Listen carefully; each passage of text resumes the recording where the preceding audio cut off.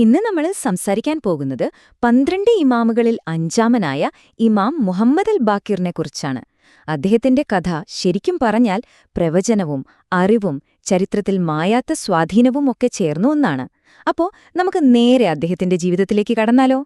ഇമാം മുഹമ്മദ് അൽ ബാക്കിറിന്റെ പ്രാധാന്യം എത്രത്തോളം ഉണ്ടെന്ന് മനസ്സിലാക്കാൻ പ്രവാചകന്റെ തന്നെ വാക്കുകൾ നോക്കിയാൽ മതി. കാരണം പ്രവാചകന്റെ വിൽപ്പത്രത്തിൽ 5ാമത്തെ പിൻഗാമിയായി അദ്ദേഹത്തിന്റെ പേര് കൃത്യമായി പറഞ്ഞിട്ടുണ്ട്. ഇതൊരു വെറും സ്ഥാനപ്പേര് മാത്രമായിരുന്നില്ല, അതിലുപരി അതൊരു പ്രവചനം കൂടിയായിരുന്നു. അദ്ദേഹത്തിന് ഒരു പേരുണ്ട്, അൽ ബാക്കിർ. എന്താണ് ഈ പേരിന്റെ അർത്ഥമെന്നറിയാമോ? വിജ്ഞാനത്തെ പിളർക്കുന്നവൻ എന്നാണ്. അതായത് അറിവിന്റെ ആഴങ്ങളിലേക്ക് ഇറങ്ങിച്ചെന്ന് അതിലെ സത്യങ്ങൾ പുറത്തു കൊണ്ടുവരുന്ന ആൾ. ശരിക്കും പറഞ്ഞാൽ അദ്ദേഹത്തിന്റെ ജീവിതം മുഴുവൻ ഈ ഒരൊറ്റ കാര്യത്തിനു വേണ്ടിയായിരുന്നു: അറിവ് നേടുക, അത് മറ്റുള്ളവർക്ക് പകർന്നു നൽകുക. ഓക്കെ, ഇനി നമുക്ക് ഇമാമിന്റെ കുട്ടിക്കാലത്തേക്കൊന്ന് പോയി നോക്കാം. വളരെ പ്രയാസമേറിയ ഒരുപാട് ദുരന്തങ്ങൾ നിറഞ്ഞ ഒരു സാഹചര്യത്തിലാണ് അദ്ദേഹം ജനിച്ചതും വളർന്നതും.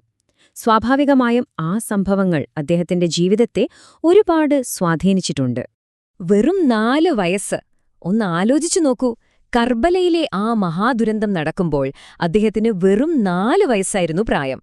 ആ കൊച്ചുകുട്ടി അന്ന് കണ്ട കാഴ്ചകളാണ് പിന്നീട് അദ്ദേഹത്തിന്റെ ജീവിതത്തെയും ദൗത്യത്തെയും രൂപപ്പെടുത്തിയത്.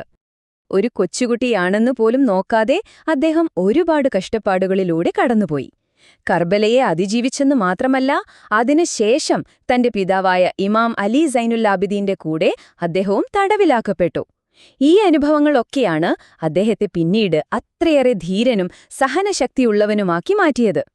പക്ഷേ ഇത്രയൊക്കെ ദുരിതങ്ങൾക്കിടയിലും അദ്ദേഹത്തിന്റെ ഏറ്റവും വലിയ സംഭാവനകൾ രൂപപ്പെട്ടത് ഇതേ കാലഘട്ടത്തിലായിരുന്നു. എങ്ങനെയാണ് അദ്ദേഹം ഒരു വലിയ പണ്ഡിതനും അധ്യാപകനുമായി മാറിയത്? നമുക്ക് നോക്കാം. അപ്പോ അക്കാലത്തെ ഒരു രാഷ്ട്രീയ സാഹചര്യം ഒരു തരത്തിൽ പറഞ്ഞാൽ അദ്ദേഹത്തിനൊരു അനുഗ്രഹമായി മാറി. കാരണം ഉമയ്യദ് ഭരണകൂടം അവരുടെ ആഭ്യന്തര പ്രശ്നങ്ങളിലൊക്കെ പെട്ട് ദുർബലമായ ഒരു സമയമായിരുന്നു അത്.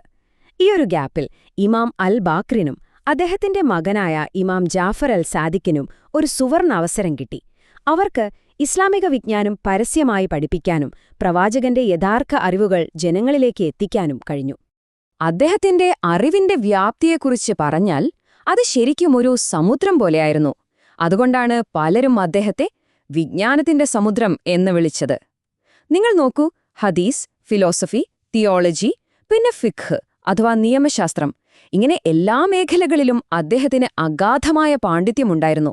പിൽക്കാലത്ത് ഇസ്ലാമിക ലോകത്തെ വലിയ പണ്ഡിതന്മാരായി മാറിയ ഒരുപാട് പേർ അദ്ദേഹത്തിന്റെ ക്ലാസ്സിലിരുന്ന് പഠിച്ചവരായിരുന്നു. ഇനി നമ്മൾ കാണാൻ പോകുന്നത് വളരെ ഇൻട്രസ്റ്റിംഗ് ആയൊരു സംഭവമാണ്. അദ്ദേഹത്തിന്റെ അറിവ് മതപരമായ കാര്യങ്ങളിൽ മാത്രം ഒതുങ്ങി നിന്നില്ല. അദ്ദേഹത്തിന്റെ പ്രായോഗിക ബുദ്ധി ഒരു വലിയ സാമ്രാജ്യത്തെ സാമ്പത്തികമായി തകരുന്നതിൽ നിന്ന് രക്ഷിച്ചൊരു കഥയുണ്ട്. അതാണ് നമ്മളിനി കേൾക്കാൻ പോകുന്നത്. അപ്പോ സംഭവം ഇതാണ്: റോമൻ ചക്രവർത്തി ഒരു ഭീഷണിയുമായി വന്നു. അവരുടെ നാണയങ്ങൾ ഇനി ഉപയോഗിക്കാൻ തരില്ലെന്ന്. ഇത് ഖലീഫയെ ശരിക്കും ഒരു പ്രതിസന്ധിയിലാക്കി. എന്ത് ചെയ്യണമെന്ന് ഒരു പിടിയുമില്ല. അപ്പോഴാണ് അദ്ദേഹം ഇമാം അൽ ബാക്കിറിന്റെ സഹായം തേടുന്നത്. ഇമാമിന്റെ ഉപദേശം വളരെ സിമ്പിളായിരുന്നു, എന്നാൽ വളരെ ശക്തവും. നമുക്കെന്തിനാണ് റോമൻ നാണയം? നമുക്ക് നമ്മുടേതായ ഒരു ഇസ്ലാമിക നാണയമുണ്ടാക്കാം എന്ന് അദ്ദേഹം പറഞ്ഞു. അത് മാത്രമല്ല, ആ നാണയം എങ്ങനെയായിരിക്കണം, അതിന്റെ തൂക്കം, അതിലുപയോഗിക്കേണ്ട ലോഹം, എന്തൊക്കെയാണ് അതിലെഴുതേണ്ടത് എന്നുവരെ കൃത്യമായ നിർദ്ദേശങ്ങൾ അദ്ദേഹം നൽകി. അങ്ങനെ ഇമാമിന്റെ ആ ഒരൊറ്റ ഉപദേശം ഒരു സാമ്രാജ്യത്തിന്റെ സമ്പദ് വ്യവസ്ഥയെയാണ് തകർച്ചയിൽ നിന്ന് രക്ഷിച്ചത്. പക്ഷേ അറിവും സ്വാധീനവും കൂടുമ്പോൾ എന്ത് സംഭവിക്കും? അത് പലപ്പോഴും അധികാരത്തിലിരിക്കുന്നവർക്ക് ഒരു ഭീഷണിയായി തോന്നും, അല്ലേ? ഇമാമിന്റെ ജീവിതത്തിലും സംഭവിച്ചത് അതുതന്നെയാണ്. അദ്ദേഹത്തിന്റെ ജീവിതത്തിന്റെ അവസാന നാളുകളിലേക്ക്, അതായത് അദ്ദേഹത്തിന്റെ രക്തസാക്ഷിത്വത്തിലേക്ക് നയിച്ച കാരണങ്ങളിലേക്ക് നമുക്ക് പോകാം. കർബലായുടെ ഓർമ്മ തലമുറകളിലേക്ക് കൈമാറുന്നതിൽ ഇമാം ഒരു പ്രധാന പങ്കുവഹിച്ചു. തന്റെ മുത്തച്ഛനായ ഇമാം ഹുസൈനിന്റെ ത്യാഗവും ആ ദുരന്തവും ആളുകൾ മറന്നുപോകാതിരിക്കാൻ അദ്ദേഹം പതിവായി മജ്ലിസുകൾ, അതായത് അനുസ്മരണ സമ്മേളനങ്ങൾ സംഘടിപ്പിച്ചു. ഈയൊരു പാരമ്പര്യം പിന്നീട് വന്ന ഇമാമുകളും ഒരു മുടക്കവുമില്ലാതെ തുടർന്നുപോന്നു. ഇമാമിന്റെ വർദ്ധിച്ചുവരുന്ന സ്വാധീനവും ജനങ്ങൾക്കിടയിലുള്ള സ്വീകാര്യതയും അത് പുതിയ ഖലീഫയായ ഹിഷാമിന് സഹിക്കാൻ പറ്റില്ല. അദ്ദേഹത്തിനതൊരു ഭീഷണിയായി തോന്നി. ഫലമെന്തായിരുന്നു? ഖലീഫ ഇമാമിനെ വിഷം നൽകി വധിക്കാൻ ഉത്തരവിട്ടു. അങ്ങനെ അദ്ദേഹത്തിന്റെ മകനായ ഇമാം ജാഫർ അൽ സാദിഖ് തന്റെ പിതാവിന്റെ മൃതദേഹം മദീനയിലെ ജന്നത്തുൽ ബഖീൽ ഖബറടക്കി. അദ്ദേഹത്തിന്റെ പിതാവായ ഇമാം സൈനുൽ ആബിദീനും വലിയമ്മാവനായ ഇമാം ഹസ്സനും അന്ത്യവിശ്രമം കൊള്ളുന്ന അതേ പുണ്യഭൂമിയിൽ അവരോടൊപ്പം അദ്ദേഹവും അന്ത്യവിശ്രമം കൊള്ളുന്നു.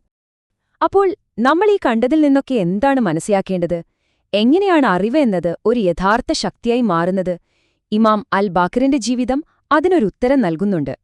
അദ്ദേഹത്തെ സംബന്ധിച്ചിടത്തോളം അറിവ് എന്നത് വിശ്വാസത്തെയും ഓർമ്മകളെയും, എന്തിന് ഒരു രാജ്യത്തിന്റെ സമ്പദ്വ്യവസ്ഥയെപ്പോലും സംരക്ഷിക്കാനുള്ള ഏറ്റവും വലിയൊരു താക്കോലായിരുന്നു. അറിവിന് എത്രത്തോളം ശക്തിയുണ്ടെന്നുള്ളൊരു വലിയ ഓർമ്മപ്പെടുത്തലാണ് അദ്ദേഹത്തിന്റെ ജീവിതം.